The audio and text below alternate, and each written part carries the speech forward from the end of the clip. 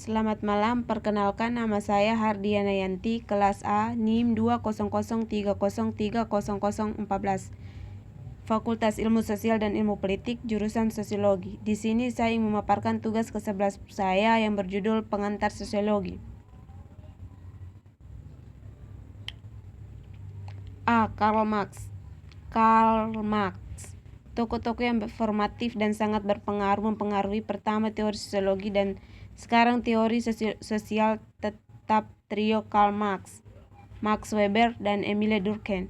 Meskipun yang pertama dari ketiganya sekarang lagi rupanya jatuh ke dalam gerhana, tidak kurang Marx memiliki keputusan yang tegas dan berkelanjutan pengaruh terhadap perkembangan pemikiran sosiologis.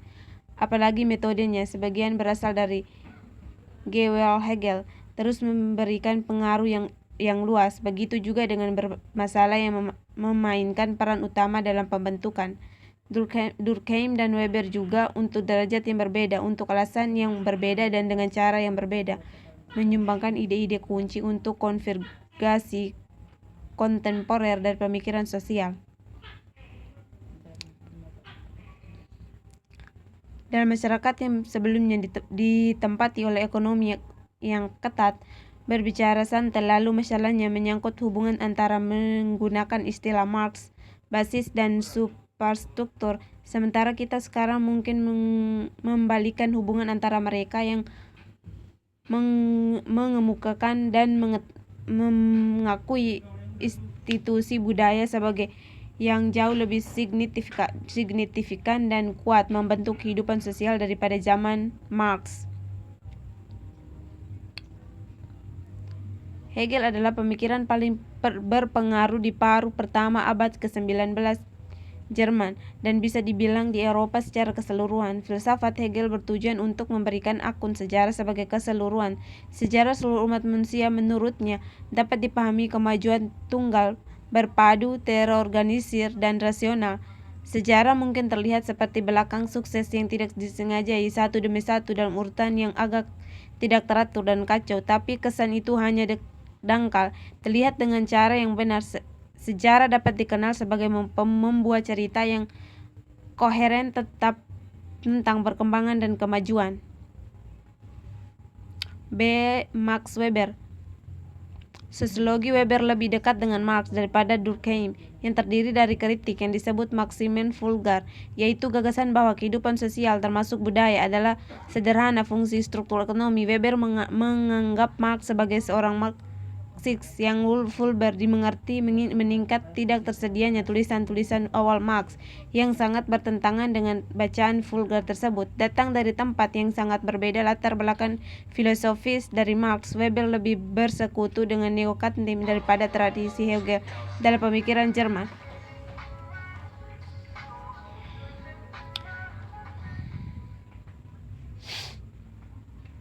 Studi Weber sendiri sangat luas secara geografi dan historis.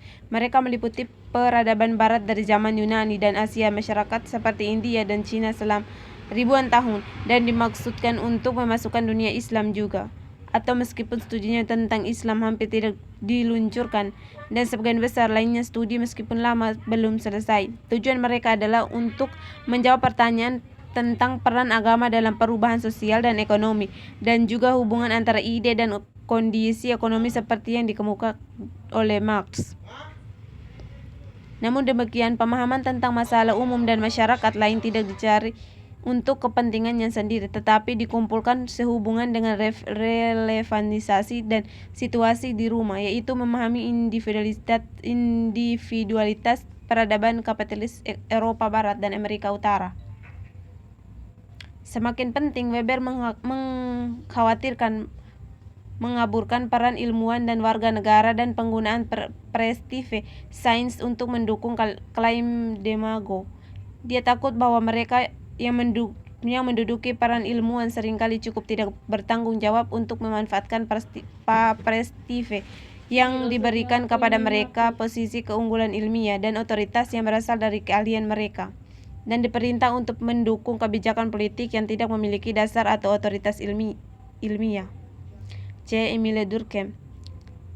telah mencatat bahwa reputasi dan pengaruh Marx dalam sosiologi baru-baru ini memudar. Reputasi Durkheim juga telah mengalami kekuasaan, meskipun dalam kasusnya penurunan jauh lebih awal, dan sekarang ada tanda-tanda pemulihan dengan popularitas yang meningkat dari post-strukturalisme. Ada gerakan untuk meninjau kembali pemikirannya. Meski begitu, pengaruh Durkheim dalam sosiologi kontemporer jauh lebih sedikit daripada 40 tahun yang lalu. Alasan utamanya adalah keunggulan dalam sosiologi Anglo-Amerika, kemudian skema teoritas Talcott-Parsons yang dipahami sebagai teori konsensus, dan oleh karena itu beruntung lebih ke Durkheim daripada dua pendiri besar lainnya. Konsensus dalam konflik.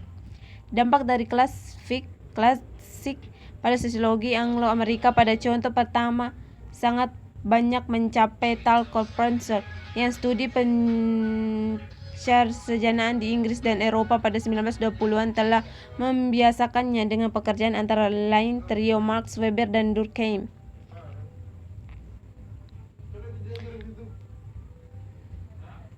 Untuk mendapatkan hasil yang paling memuaskan, inti gambar menangkap esensi ekonomi, di mana manusia ekonomi adalah seorang individu dengan serangkaian keinginan yang jenis dan kapasitas ekonomi untuk memenuhi beberapa dari mereka.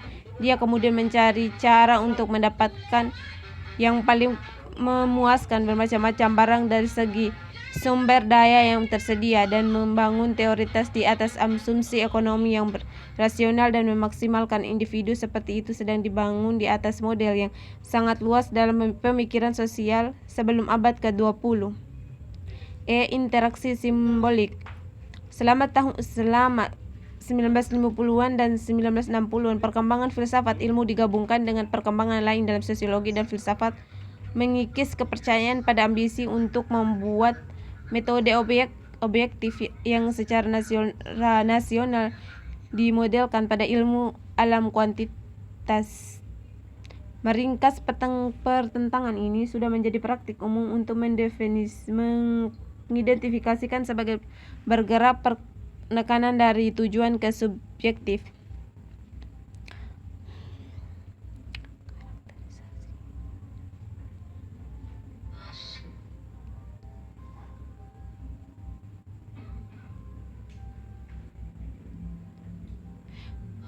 Karakterisasi ini akurat hanya untuk derajat terbatas dan dalam banyak hal cukup menyesatkan, namun idenya itulah intinya pertentangan ada di antara mereka yang berpandangan bahwa sosiologi harus mengadopsi tujuan pendekatan, dan mereka yang menuntut pendekatan subjektif telah menangkap banyak orang imajinasi. Salah satu akibatnya adalah perpindahan beberapa pihak.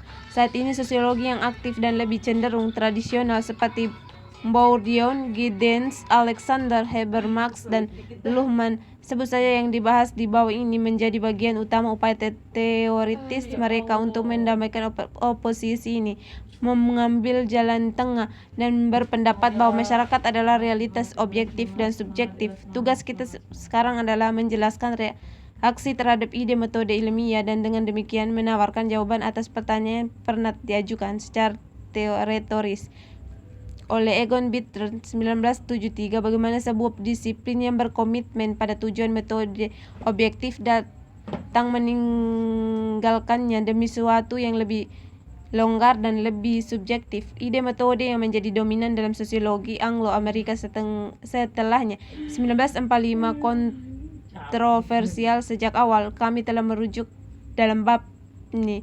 methodentris, perselisihan tentang metode, yaitu apakah studi manusia dan budaya harus pada dasarnya memiliki metode yang sama atau sangat berbeda dengan metode ilmu alam. Di Jerman berpikir sekitar pergantian abad ke-20 sebagai konteks yang membentuk masalah yang ingin diselesaikan oleh Max Weber pada awal 1920-an dan 1930-an. Hal itu terjadi perdampakan luas pada sosiologi pada umumnya dengan mengajukan keberatan terhadap gagasan mendasarkan metode sosiologi pada ilmu alam.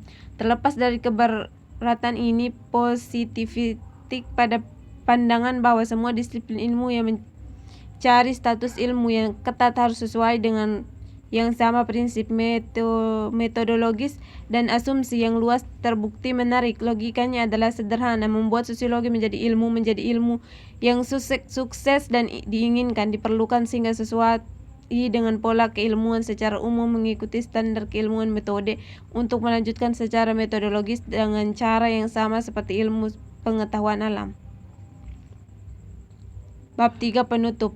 Kesimpulan di mana ceritanya akan berakhir daripada Barthes menyatakan bahwa satu-satunya titik adalah kenikmatan jouissance yang berasal dari tindakan belajar, namun terlepas dari perubahan besar dalam pemikiran sosial ketika kita meninjau sifat teori sosiologis sejak Perang Dunia II, telah ada kontinuitas penting. Hanya karena keseluruhan filsafat Barat terkadang dikatakan sebagai rangkaian catatan kaki bagi Plato, barangkali teori sosiologi masih bisa dikatakan memiliki akar yang paling dalam pemikiran kontemporer. Dalam karya yang pendiri bangsa Max Weber dan Durkheim, berkali-kali kami menemukan ide-ide dasar mereka dalam apa yang tampaknya menjadi pemotongan tapi argumen baru. Misalnya Foucault seperti yang dia akui berhasil dirinya ide yang sangat mirip dengan gagasan Weber tentang rasionalisasi dan kekecewaan masyarakat, dan catatan tentang orang-orang yang diubah dari subjek menjadi objek dan perbedaan dari individu dan masyarakat dalam argumennya tentang individu yang layak.